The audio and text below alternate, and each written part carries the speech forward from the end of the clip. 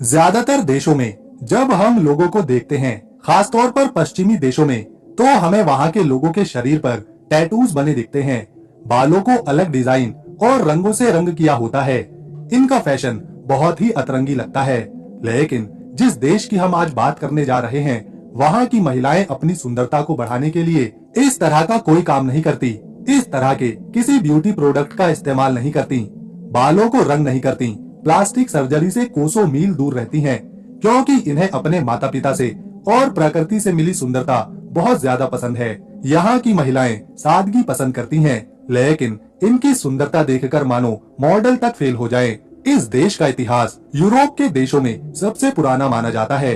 यहाँ की राजधानी तो सबसे पहले बसने वाले शहरों में से एक है। इस देश ने कई महान हस्तियों को जन्म दिया है, जिन्होंने आगे चलकर पूरी इंसानियत और दुनिया का नक्शा ही बदल दिया। यहाँ के लोग थोड़े अंधविश्वासी भी हैं। यहाँ एक ऐसी महिला की कहानी बहुत फेमस है, जो रात को सड़क पर यहाँ का सांस्कृतिक डांस करती है, और अगर उसे किसी ने नाचते हुए देख लिया तो वो उसे मार देती है। इस देश में कई सुंदर चर्च हैं और बड़े बड़े महल हैं। कई ऐसी जगह हैं जिन्हें यूनेस्को ने अपनी वर्ल्ड हेरिटेज साइट्स में शामिल किया हुआ है। ये देश इतना सुंदर है कि यहाँ जितनी आबादी नहीं है, उससे ज्यादा हर साल यहाँ पर सैलानी घूमने आते हैं। दोस्तों, ये देश है सर्बिया। हम बात कर रहे हैं इस बहुत ही सुंदर देश सर्बिया के बारे में। रहने के लिहाज से ये देश यूरोप के बाकी के दूसरे देशों से काफी सस्ता है। वीडियो में आगे बढ़ने से पहले अगर आपने वीडियो को एक लाइक नहीं किया तो जल्दी से कर लें और चैनल को सब्सक्राइब कर बेल आइकन जरूर दबाएं। आपके लिए तो ये 1 सेकंड का काम है, पर इससे हमारी थोड़ी मदद हो जाती है। ये है सर्बिया की करेंसी, जो अपने देश भारत के मुकाबले इतनी मजबूत नहीं है। भारत के केवल 78 पैसे ही यहाँ के 1 सर्बियन दिनार बनते हैं, जो यूरोप के बाकी देशों के मुकाबले इसे सस्ता बनाते हैं। ये है देश की राजधानी, यहाँ का सबसे बड़ा शहर बेलग्रेड। बेलग्रेड का मतलब होता है सफेद शहर, और ये नाम इसे यहाँ की सफेद चट्टानों से बनी इमारतों के कारण मिला है। ये दुनिया के सबसे पुराने शहरों में से एक है। इसकी स्थापना लगभग 7000 साल पहले हुई थी। यहाँ समय समय पर कई साम्राज्य फैले, संस्कृतियां आई। यहाँ रोमन्स ने राज किया, यहाँ बाइजेंटाइन साम्राज्य फैला, यहाँ ऑटोमन्स के राजाओं ने राज किया।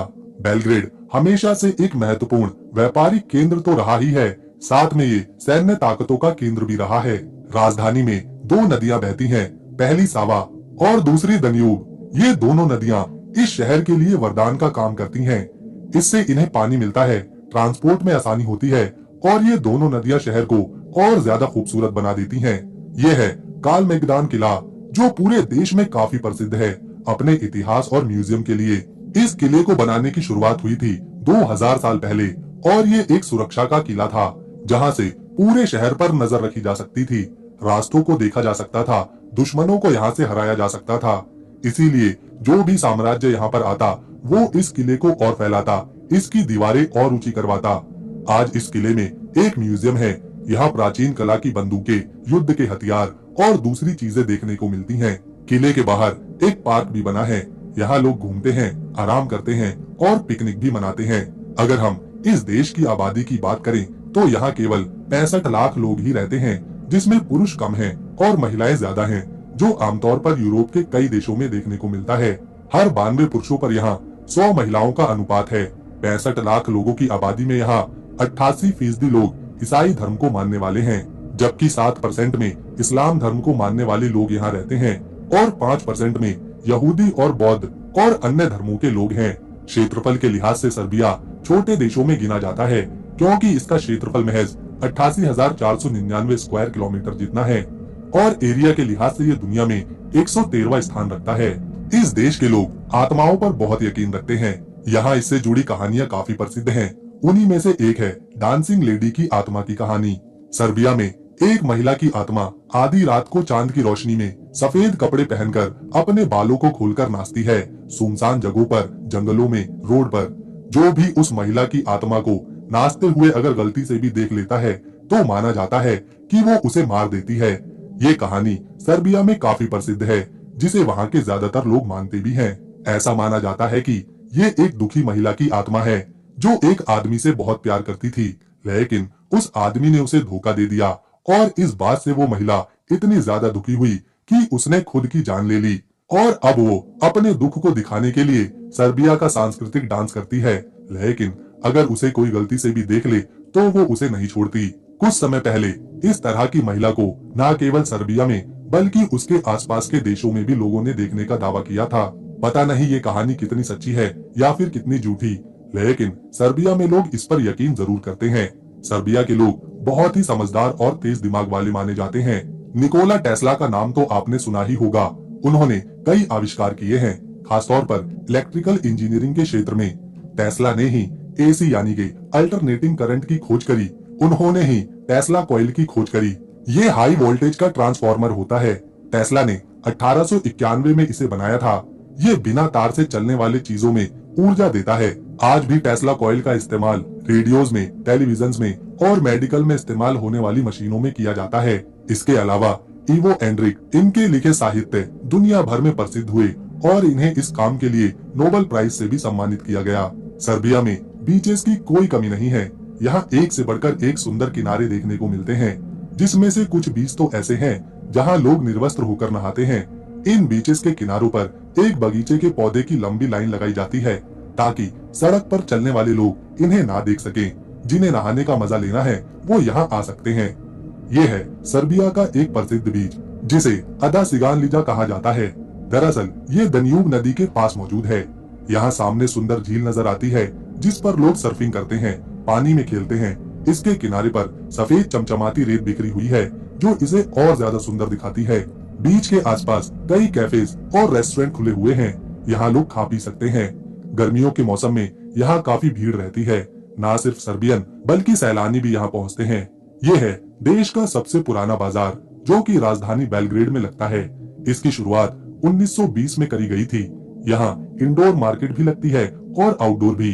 इस बाजार में ताजे फल, सब्जियां, मीट, दूध, दही और खाने पीने का हर तरह का सामान मिलता है। इस बाजार की सबसे बड़ी खासियत है कि यहाँ जितने भी दुकानदार हैं, उसमें से ज्यादातर किसान हैं, जो पहले खेती करते हैं, फिर अपनी सब्जी या फल को सीधा इस बाजार में बेचने आते हैं। यहाँ कई स्टॉल्स और खाने पीने की दुकानें हैं, जहाँ सर्बिया का पारंपरिक खाना मिलता है। लोग न केवल यहाँ शॉपिंग करते हैं, बल्कि स्वादिष्ट खाने का मजा भी उठाते हैं। ये है सर्बिया का एक और खूबसूरत शहर निश, जिसे अपने इतिहास के लिए जाना जाता है। यहाँ कई सुंदर इमारतें हैं, घास के मैदान हैं, किले हैं, जगह जगह पर मूर्तियां लगी हैं। ये है शहर के इतिहास को बताने वाला किला, जिसे कैलेकोला कहा जाता है। ये किला निजाबा नदी के पास है। इस किले के अंदर खोपड़ियों से बनी मीनार है। इसका निर्माण 1723 में हुआ था, जिसे प्राचीन रोम के स्थलों के ऊपर बनाया गया था, जो कि 2000 साल पुराने थे। ये जगह रोम के सम्राट कॉन्टेस्टाइन की जन्मभूमि भी है। किले के अंदर तुर्की डिजाइन में बने नहाने की जगह है। 1521 में बनी वैलिबे मस्जिद है और रोमन मकबरों का एक म्यूजियम भी। किले के बाहर एक बड़ा बगीचा बना है, जिसमें लगे पेड़ गर्मियों में छाया देते हैं। यहाँ लोग आराम करते हैं। किले में एक मीनार भी है, जिसे खोपड़ियों से बनाया गया है। इसे स्कल टावर के नाम से जाना जाता है। इस मीनार को 1809 में बनवाया गया था, जब सर्बिया ऑटोमन अंपायर से आजादी लेने की जंग कर रहा था। उस समय जंग में शहीद हुए सैनिकों की खोपड़ियों से इस मीनार को बनाया गया है। ये दुनिया की सबसे डरावनी जगहों में से एक है। ये याद दिलाती है सर्बिया और ऑटोमन अंपायर के बीच हुई भयानक जंग को। अक्सर लोग यहाँ आते हैं और इस मीनार को देखकर हैरान होते हैं। निश शहर सर्बिया का तीसरा सबसे बड़ा शहर है। क्योंकि ये दक्षिण किनारे पर बसा है, तो यहाँ अक्सर ठंड का मौसम रहता है। सर्बिया में वैसे तो कई भाषाएं बोली जाती हैं, लेकिन यहाँ सबसे ज्यादा सर्बियन भाषा ही लोग बोलते हैं और ये भाषा यहाँ की राष्ट्रीय भाषा भी है। हम सभी ने वैम्पायर्स और ड्रैकुला से जुड़ी बहुत सी फिल्में देखी हैं। वैम्पायर्स एक ऐसा प्राणी है जो दूसरों का खून पीकर हजारों सालों तक जिंदा रहता है। सबसे पहली बार वैम्पायर शब्द को सर्बिया में ही बोला गया था।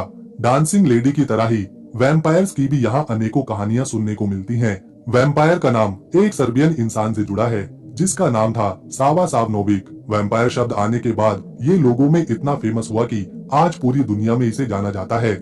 ये देश एक समय पर यूगोस्लाविया का हिस्सा हुआ करता था। रोमन साम्राज्य, जिसने एक समय पर धरती के एक बड़े हिस्से पर शासन किया था, उसके राजा महाराजा यहीं पैदा हुए थे। रोमन साम्राज्य के 18 राजाओं ने सर्बिया की भूमि पर ही जन्म लिया था। आपको जानकर हैरानी होगी कि जहां आज ज्यादातर देश ट्रांसपोर्ट को आसान बनाने के लिए मेट्रो चलाते हैं, तो वहीं सर्बिया शायद यूरोप में एकमात्र ऐसा देश है जहां मेट्रो नेटवर्क नहीं है। यहाँ की राजधानी बेलग्रेड में भी आपको मेट्रो नहीं मिलेगी। यहाँ पर ट्रांसपोर्ट के लिए लोग सबसे ज्यादा बसों का इस्तेमाल करते हैं। इन्हें जहाँ भी जाना होता है बस से ही जाते हैं। बस के अलावा ट्राम है। ये है सर्बिया का फ्रीडम स्क्वायर। इसे यहाँ के लोग ट्रैक स्लोबोक कहते हैं। ये जगह बेलग्रेड के बिल्कुल बीचों बीच मौजूद है। इसे देखने न सिर्फ स्थानीय लोग बल्कि टूरिस्ट भी आते हैं। ये जगह सर्बिया की कई ऐतिहासिक घटनाओं का सबूत है, जिसमें सर्बियाई स्वतंत्रता संग्राम और राजनीतिक आंदोलन शामिल हैं। ये लगभग 150 साल पुरानी इमारत है। इस देश के शहर जितने ज्यादा सुंदर है, उससे भी ज्यादा सुंदर यहाँ के गांव दिखते हैं। हालांकि गांव में कम लोग ही रहते हैं, लेकिन यहाँ शहरों की चकाचौंध से दूर शांति भरी जिंदगी है। चारों तरफ हरियाली है, गांव में सड़कें हैं, बिजली है, लोग यहाँ खेती करते हैं, पशु पालते हैं और आराम से ताजी हवा में जीना पसंद करते हैं। गांव के लोग यहाँ आने वाले मेहमानों को बहुत ज्यादा इज्जत देते हैं। उन्हें अपने घर में बुलाते हैं, चाहे वो उन्हें ना जानते हों। फिर भी वो उन्हें अपना पूरा घर दिखाते हैं, गांव की सैर पर ले जाते हैं और अपने हाथों से मेहमानों के लिए खाना परोसते हैं। तो दोस्तों, अगर आपको सर्बिया की हमारी ये वीडियो और इन्फॉर्मेशन पसंद आई तो इसे एक लाइक दें, शेयर करें और चैनल को सब्सक्राइब कर बेल आइकन दबाएं, ताकि आने वाली नई वीडियो की अपडेट आपको मिले।